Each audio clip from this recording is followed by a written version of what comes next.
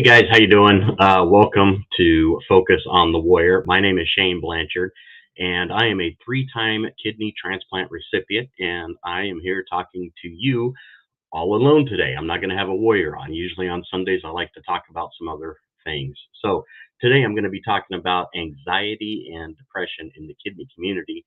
This is something that hits home with me a little bit, and so I'll be a little vulnerable today and kind of share my experiences going through kidney failure and some of the well, I guess you could say PTSD that comes with long hospital stays and things like that as well. So we're going to open it up and get going. I do want to share an article that I got from the Kidney Fund, American Kidney Fund, which is really good, that talks about mental health and kidney disease. And I think this hits a lot of the really good information that we need to talk about. So I'm just going to go through this with you, and hopefully this will help someone out there that's on dialysis, currently in kidney failure, just found out you have kidney failure, or maybe you've had incidences where you've been in the hospital for a long experience time, which is something I've had, where I was in the hospital for 6 months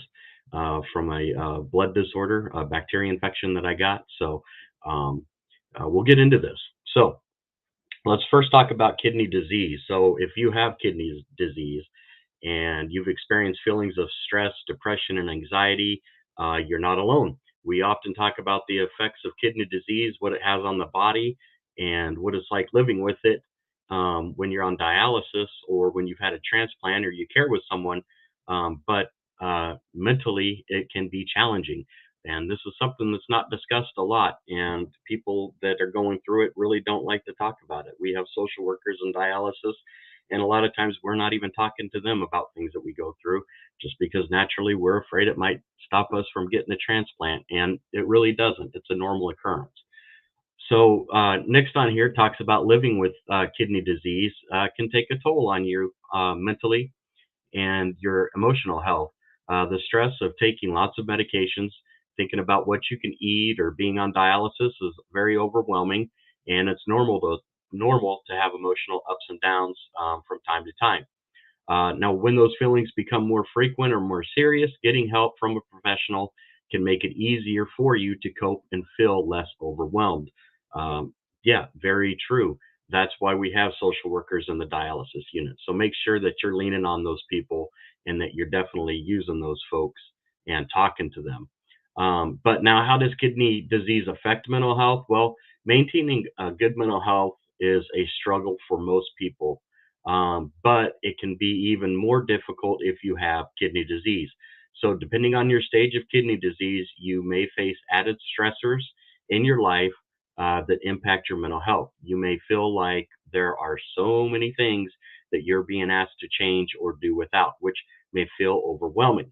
So, the more advanced your stage, the more likely you are to experience impacts to your mental health. So, if you're on dialysis, you may experience a great deal of stress. A lot of the stressors can be the financial burden, time commitment for the dialysis, feeling like a burden to others, fearing that dialysis can cause pain, unable to have restful sleep, changes in employment, eating restrictions, and worrying about dialysis impacting your family, work, social, and love life. So every single one of these is an issue. Time commitment for dialysis. If you're doing insulin or dialysis, you're there 3 days a week for 4 hours a day. That sucks. If you have to have people drive you to dialysis and you get done with dialysis and you're tired and you can't really do a lot, you feel like you're a burden to people. And also the fear of the pain from dialysis. And there's not a whole lot of pain except for if you don't like needles, but they do have numbing cream. But there are other stressors, like if they take too much fluid off and you might bottom out, your blood pressure drops, you start cramping, you feel like you're going to pass out, you get sweaty, you feel like you're going to die all of a sudden. Yeah, those are typical normal things that dialysis patients that we deal with. And the restful sleep is the big one too, which, oh my gosh, I can't tell you how many nights I've had where I could not sleep and I had to get up at 5 o'clock in the morning to go in for dialysis. And yeah, it's not fun. It's not fun. And even with changes in employment, I was working full time at a car dealership, and um, I had to go down to 32 hours a week to do in-center hemo. And the whole time I was feeling bad for my employer because I couldn't be there to do what was needed of me to help out in the environment that I was working in, because I was in a management position and I wanted to be able to do more to help the store succeed. And then I had an incident where I went in for a kidney transplant, and there was some difficulties with it, and I ended up bleeding into myself, and they ended up with a blood infection and had all kinds of different transfusions. And I was out of work for quite a long time, 5 months actually, and 6 months actually, and I could have lost my insurance. They were a blessing and they kept paying it, but most people aren't that lucky to where employers would do that for them. I was lucky enough. I had an employer that took care of me while I was struggling and trying to save my life. But most people don't have that. So, but I still had stress on worrying about that. I could only imagine what somebody feels like when employers don't honor things and they just let people go over stuff. So, gosh, it's amazing what they did for me, but again, they were a blessing, and I was lucky. But uh, let me talk about kidney disease and its treatment. It can make you feel physically unwell, which can affect your mental health, your ability to respond well to stressful situations. And to add to this, if you are mentally unwell, this can worsen your kidney disease. This is because your mental health can influence your physical health and may affect your eating habits, your sleep, your energy level, and your ability to stay on treatments that's prescribed by the doctor, which is 100% hard. And I know that. I've been through this, and we all struggle with this. But what do we have to do? We have to smile every day, and we have to try and stay positive. We have to try and pray to God, and we have to lean on our family and friends and the people that care about us to keep us going. And we always have to know that it's okay to feel what we're feeling. Every feeling that you feel is valid. So don't beat yourself up for feeling angry or sad or whatever you're feeling at the moment. It is valid. That is a good quote from a person with living kidney disease. So just keep moving forward, keep positive, and don't let it bring you down. But what mental health issues are common with kidney disease? Well, of course, there's depression and anxiety, and other health issues are common among people living with it. So, depression is a mental health issue that has a negative effect on the way that you feel, you think, and act. It can cause you to lose interest in activities once enjoyed. The symptoms of depression can differ from each person, and they may overlap with side effects of kidney disease and kidney disease treatments. So, some of those symptoms for depression is going to be your mood most of the day, reduced interest or lost in pleasure in most all activities, major weight change. With us on dialysis, it's usually a decrease, as well as with depression, you can have a decrease in appetite, sleep issues, slowing down of thought, decreased physical movement, fatigue and loss of energy, feelings of worthlessness, reduced abilities to think or concentrate, and repeated thoughts of death, repeated thoughts of considering or planning suicide without a specific plan. Um, we go through all of those different things with depression. Now, we may not hit on all of them, but I know for myself, the fatigue and loss of energy was huge with me. And when I was even working part time, people at work were noticing that I was a lot different. I wasn't the energetic person that I was before, because I was always a go, go, go type of personality. And I lost pleasure in things that I enjoyed doing. I love to fish. I love to walk. I love to run. I like to go out and do things. I like to be a part of nature, and I like to barbecue. Last year, 2021, I did not barbecue one time. I did not go fishing one time. I didn't go out walking in the woods one time. I didn't do any of the things that I used to do because I just lost so much interest in it. And you do almost get to a point where you have depression, but you don't realize it.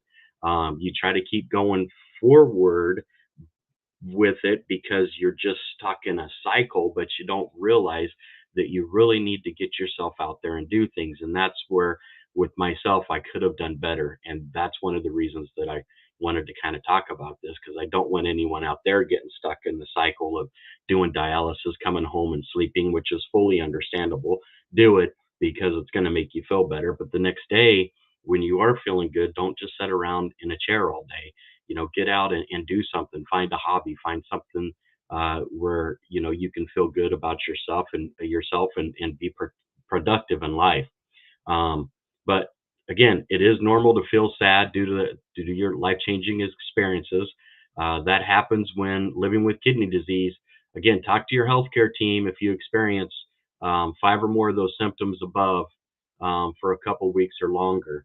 And then if you do feel suicidal or anything like that, always call the suicide prevention hotline. And they do have a website, which is suicidepreventionlifeline.org. So make sure that you give them a call. So let's talk a little bit about anxiety. So, an anxiety is a reaction your body is going to have to stress. It can be helpful in some situations by warning and preparing you for danger. But if you feel intense fear or are extremely anxious on a regular basis, or these feelings get in the way of your normal activities, it's important to let your doctor and social worker know so you can get treatment to help you feel better. And now there are different types of anxieties, and some of these are going to be generalized anxiety. Generalized anxiety is an intense fear and worry for little to no reason. You could have a panic disorder that occurs when you experience repeated panic attacks.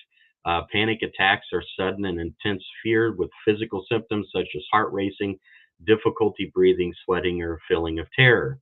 Agoraphobia, which is a fear and avoidance of places and situations that might cause feelings of panic, feeling trapped, feeling helpless, or embarrassed. And then social anxiety is an intense worry about daily social interactions. And then you can have phobias as well, which is going to be an intense fear of a specific situation or an object. So let me tell you my experience. First off, I've had panic disorder. I have been in places where I thought I was maybe having a heart attack, but I was just side effects of my dialysis. I was feeling, drained and out of energy. And I was in a store and there's people around, and I start thinking the thoughts in my head, oh my God, I'm going to fall over. And then, oh my God, I'm going to pass out. And then I start freaking out thinking about it. And then my heart starts racing. I'm like, oh my God, now I'm going to have a heart attack, or maybe my blood pressure is low and I'm going to bottom out right here and no one's going to see me. And I've had those feelings. I've had that happen to me. And it's a normal occurrence to have that, as well as the social anxiety, being around large crowds of people. That's a big one too, especially those of us on dialysis or those of us that's been transplanted.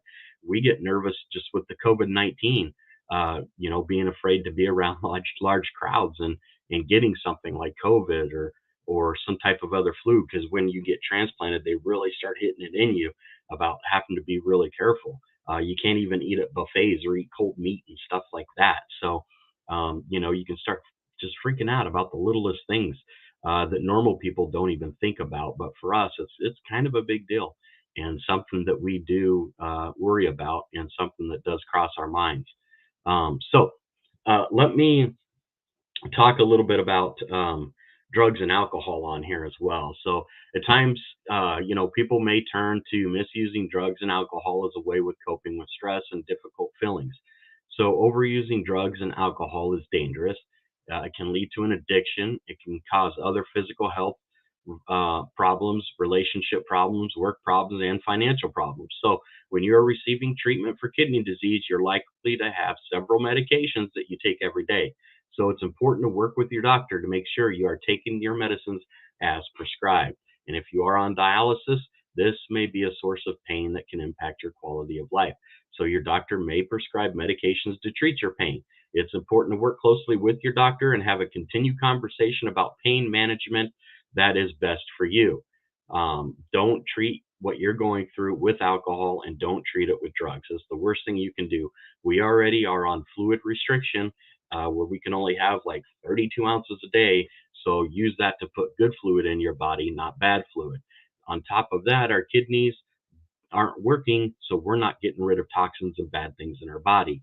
The dialysis is only getting rid of 15% of the toxins and the bad things in our body and the fluid. So when we put drugs in our system, that dialysis isn't going to get it all out. So we're going to be walking around with that stuff in our bodies well after we put it into our system. So don't touch it. Stay away from it. It's a killer. It's not meant to be in your body, so don't use it.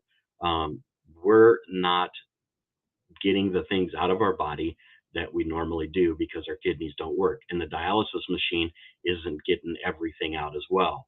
So if you're having uh, where you're wanting to drink or where you're wanting to do drugs or something like that, please talk to your social worker, talk to a family member, talk to somebody about that, because that's the last thing that you need to do is get yourself where you're relying on something like that in order to get by. So just don't do it.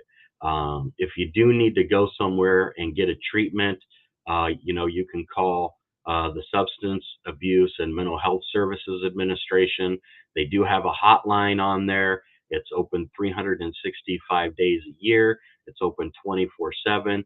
And, you can get a hold of them at the 800 number, which is 800-622-4357. If you're listening to this on Spotify or on Anchor FM, I'll say that number again. It's 800-622-4357. So make sure that you give them a call and make sure that you talk to your social workers. They can provide strategies to help you manage the challenges that you're facing in your life. And if your dialysis clinic has a social worker, they are the person that you can turn to when you're struggling with mental health. Social workers, they are trained to connect you with the proper resources in your area, and they are there to help you. Social workers also help you communicate your mental health needs with your doctor. Don't freak out and think because I'm having some type of depression, anxiety, suicide thoughts, wanting to drink alcohol, wanting to, do some type of a drug. Don't think that's going to be an automatic out for a kidney transplant, because it's not. It's treated like any other health concern that you have. And as long as you're not doing those things, you're going to be fine. Now, if you did do them, you stop. That's good. You're good to go. But talk to your social worker. They can help you through everything. And you want to really try to have self help and self care. So there's a lot of resources out there for those types of things. Um, Let me just kind of go through stuff that you can access on your own for self-help and self-care. Books. Books are good. You can read self-help books on mental health to gain a better understanding of why you might be feeling the way you feel. Exercise is another good thing. That's going to improve your mental health, and it's also going to improve your overall um, uh, cardiovascular, and it's going to make you feel better, and it's going to make your treatments go easier, but it's also going to help reduce those feelings of depression and anxiety, and it's going to improve the way that you think. Also, you want to eat healthy. You want to eat kidney friendly meals.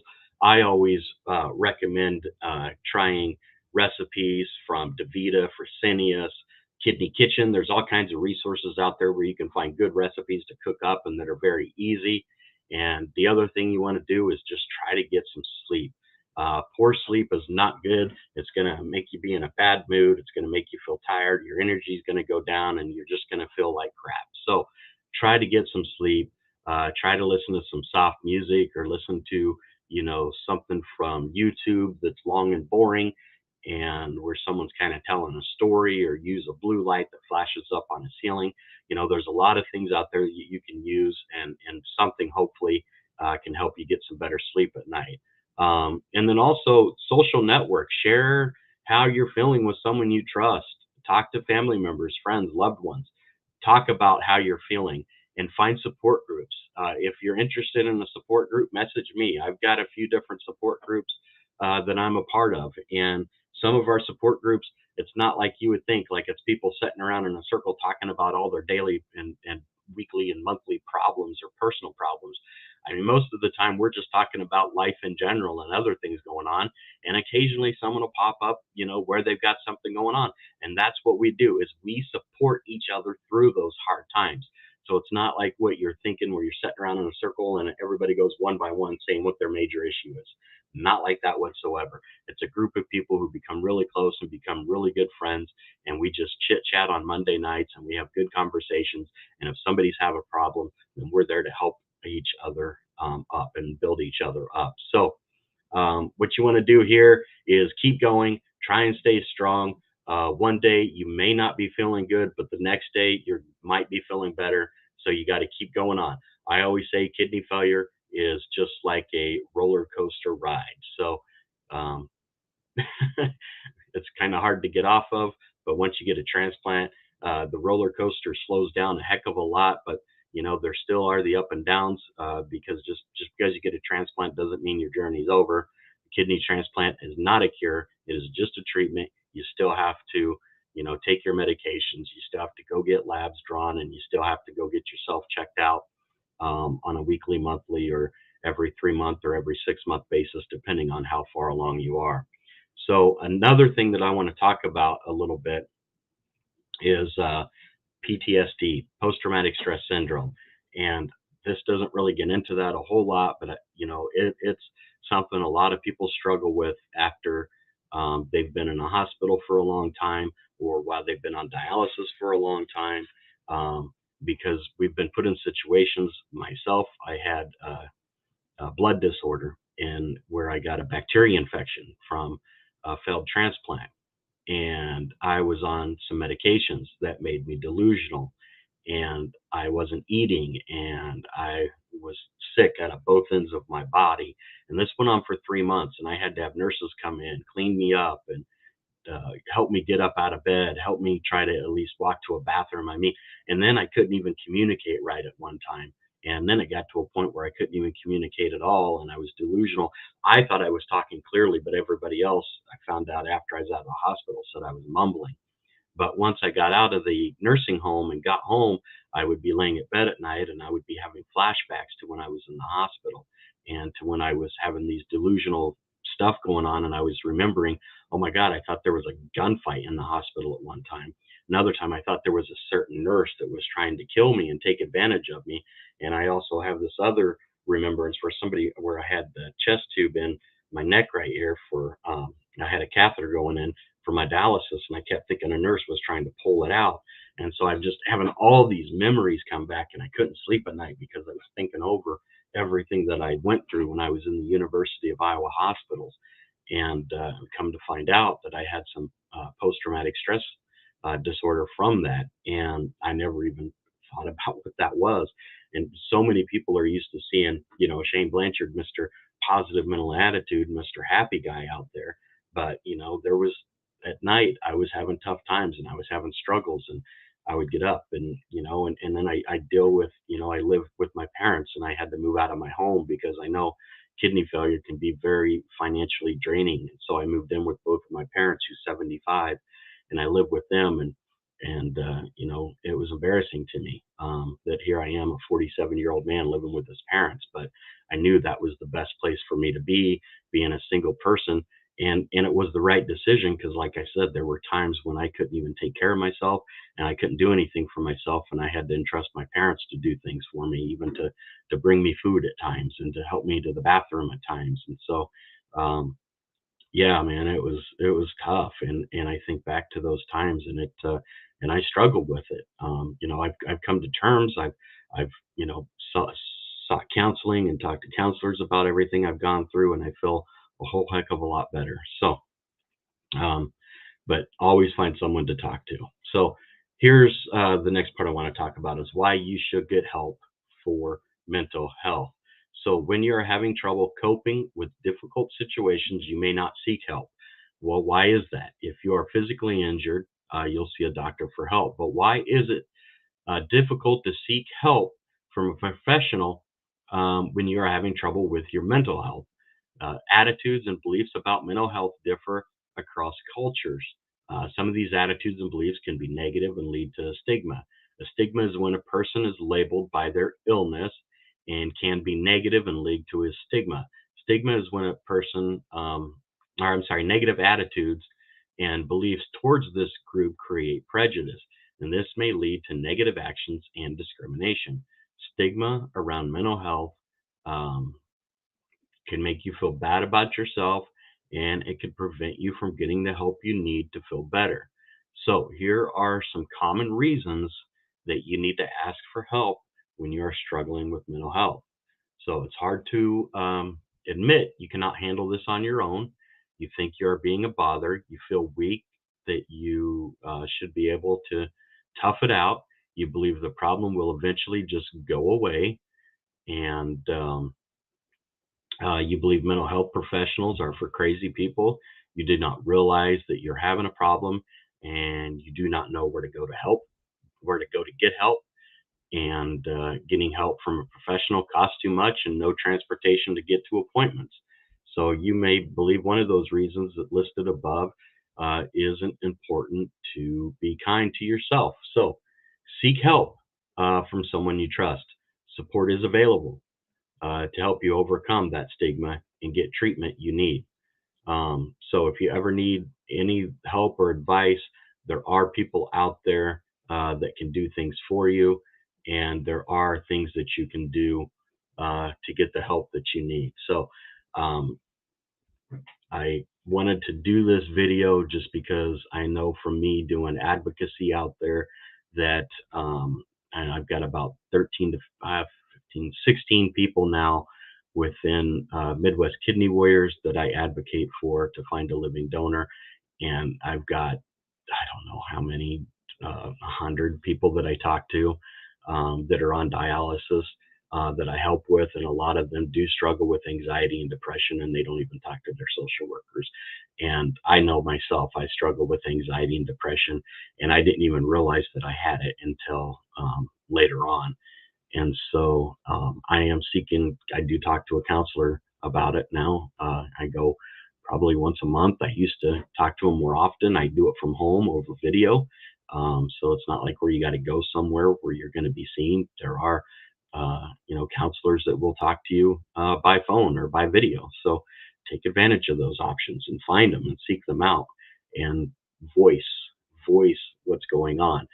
God spoke this world into existence. So that lets you know how powerful speaking is. If he spoke this world into existence, then you need to speak your problems out so that way you can get them out of you.